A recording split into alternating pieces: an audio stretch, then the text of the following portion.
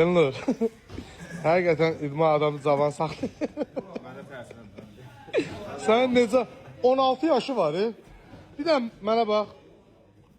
Bax belə 16 yaş. Onda yəqin idman. Hə, Emin. Emin. Bura gəl. Bura gəl. Bura gəl, Emin.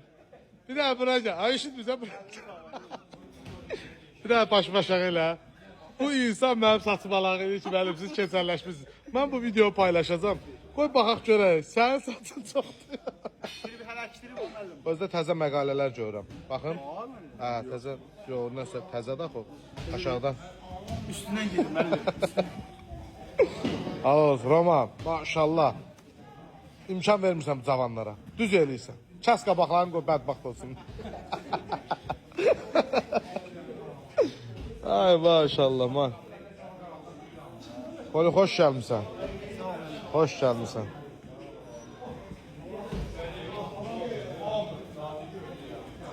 İstəyirəm səni kurğunu planda götürəm. Maşallah. Maşallah. Baxın, cavanlar. Halal olsun. Biz o söhbətimiz qüvvədədir. Yuxarı dağ söhbəti. Əhsən. Əhsən. Dağlar oğlu. Hazırsan? İnşallah. Roma. Bu yadıma gəlir. Ha, sən nə istəyirsən Ağsaqqal? Yerdə yana dönəyirik. Doğrudan yerlisiz. Ay vay. Şu an ötərdi vəziyyət. Halal olsun. Gedir məşqlər.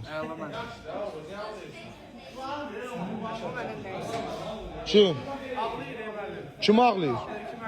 Ha, bu dəlidir deyəsən. Bu dəlidir deyəsən. Bəli. Yox, xətirlərinə dəymə. Ağla, ürəyi boşalt. Sen necəsən? Ağsaqqal. Karate do. Neydi karate? Bekif. Bekif. Neçənci ildə qutardıq ondan? Müəllimdən soruşadı. 2008'də. Ay Allah bu.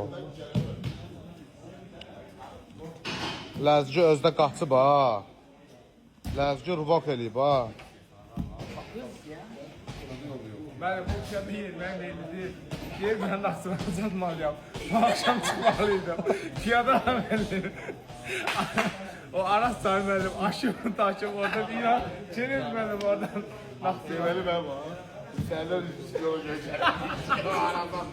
Sana maşallah olsun. Şey diyebilirim ben de. De. Ablamlı değilim. Kim dedi ki sana ablam? Masallıdan yazır.